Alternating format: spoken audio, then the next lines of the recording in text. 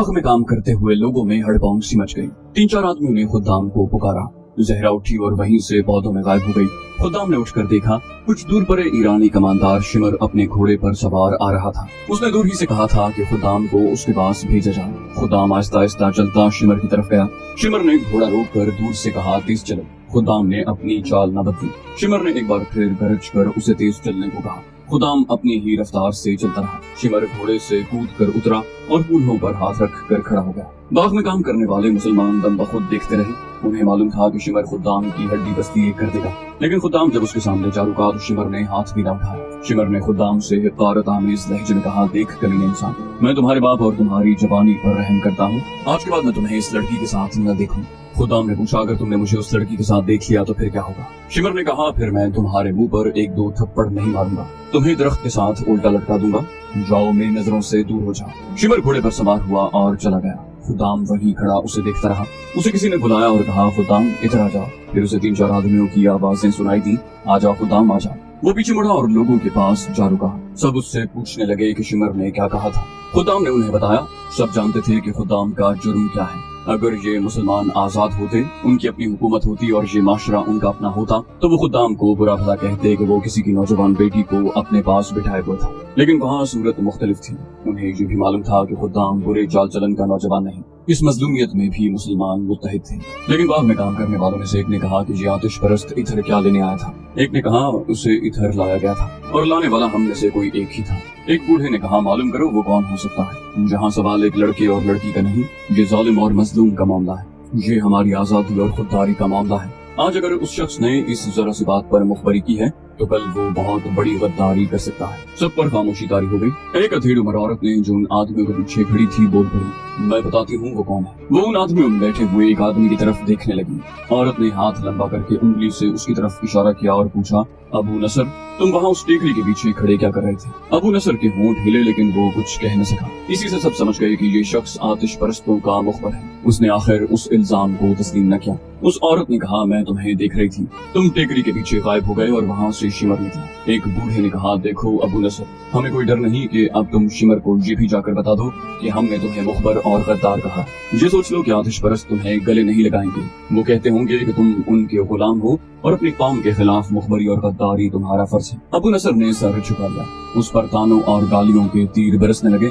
जिसके मुंह में जो आया उसने कहा। आखिर अबू नसर ने सर उठाया। उसका चेहरा आंसुओं से धुला हुआ था और आंसू बहे चले जा रहे थे। नदामत के ये आंसू देखकर सब खामोश हो गए। तुम्हें आखिर कितना इनाम मिलता होगा? उनमें से एक बुजुर्ग ने पूछा।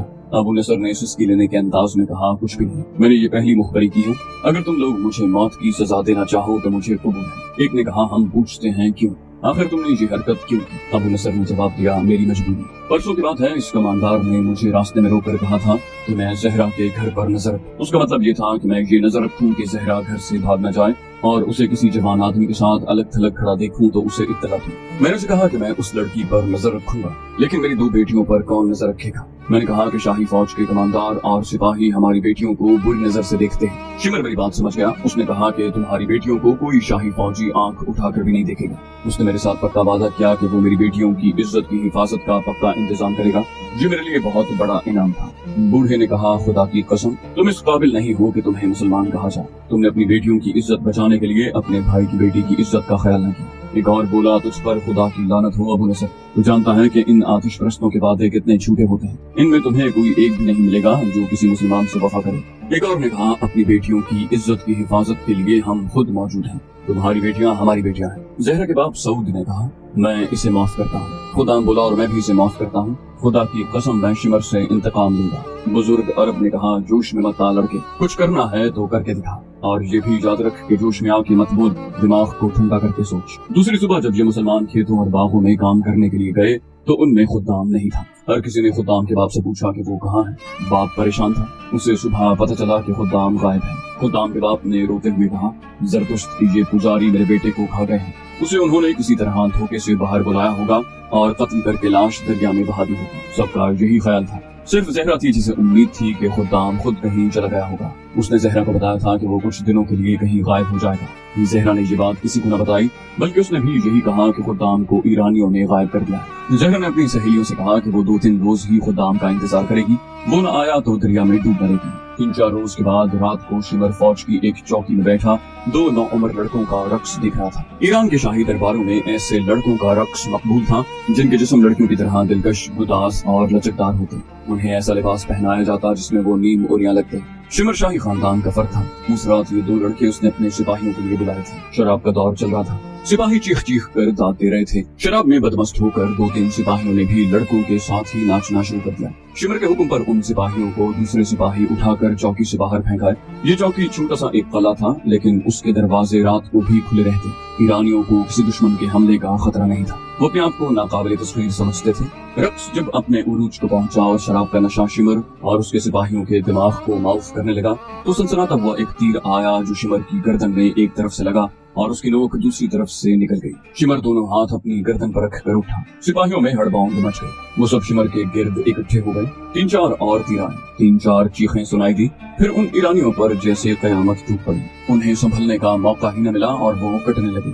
उनमें से जो भागकर दरवाजों की तरफ गए वो दरवाजों में कट गए। चौकी वालों को कहीं से भी मदद न मिल सकती थी। किसी भी दरवाजे से कोई बाहर नहीं निकल सकता था। उन्हें हथियार उठाने की तो मोहलत ही नहीं मिली थी। इस हमले में जो बच गए वो जमीन पर लेट गए। ये एक तूफान था या बगूला जो गैर मुतवक्के तौर पर आया और जब गुजर गया तो अपने साथ वो तमाम माल और दौलत जो उस चौकी में था ले गए। पीछे लाशें रह गई या तड़पते हुए जख्मी या वो अच्छे भले ईरानी सिपाही जो जान बचाने के लिए लाशों और जख्मियों में लेट गए थे। सुबह हुई। मुसलमान खेतों और बागों में काम करने के लिए घरों से निकल रहे थे कि घुड़सवार ईरानी फौज ने उनकी बस्ती को घेरे में ले लिया। दूसरी चौकी को उस वक्त उस चौकी पर हमले की इत्तला मिली थी जब हमलावर अपना काम करके बहुत दूर निकल गए थे। मुसलमानों को काम पर जाने से रोक लिया गया। ईरानी फौजियों ने मर्दों को अलग इकट्ठा करके खड़ा कर दिया और उनके घरों से औरतों को बाहर निकालकर मर्दों से दूर खड़ा रहने का हुक्म दिया। फौजी उनके घरों में घुस गए और इस तरह तलाशी ली जैसे उनके मकानों के फर्श भी खोद कर देखी। उन्हें किसी घर से ऐसी कोई चीज न मिली जो शक पैदा करती। अलबत्ता सिपाहियों को अपने काम की जो चीजें नजर आई वो उन्होंने उठा ली। फिर उन्होंने औरतों और मर्दों को इकट्ठा खड़ा करके उन्हें धमकियां दी। मुसलमानों के साथ ये सुलूक उनके लिए नया नहीं था। किसी न किसी बहाने उनके घरों की तलाशी होती रहती थी। उसके बाद उन्हें उसी तरह की धमकियां मिलती थी, लेकिन अब ईरानियों को माकूल बहाना मिला। एक ईरानी कमांडर ने मुसलमानों से कहा, रात उबला की एक मुजाफाती चौकी पर बहुत से आदमियों ने शतून मारा है। हमारा एक कमांडर और 60 सिपाही मारे गए हैं और बहुत से जख्मी हुए। अगर तुम्हें कोई मर्द या औरत उस गिरोह के किसी एक आदमी को भी पकड़वाएगा तो उसे इनाम मिलेगा। नकद इनाम के अलावा उसे इस फसल का आधा हिस्सा मिलेगा। उसने सब पर निगाह दौड़ाई और पूछा, एक दूसरे को देखकर बताओ कि तुम में कौन गैर हाजिर है। सबने इधर उधर देखा, लेकिन वो ये नहीं देख रहे थे कि कौन गैर हाजिर है। उनकी निगाहें खुदाम को ढूंढ रही थी। वो 3-4 दिनों से बस्ती से गायब था। सबने देखा कि खुदाम वहाँ मौजूद था। सबने सुकून का सांस लिया। फिर बहुत सी आवाजें उठी कि कोई भी गैर हाजिर नहीं। ईरानी फौजियों के जाने के बाद जिन्हें मालूम था कि खुदाम 3-4 रोज गायब रहा है,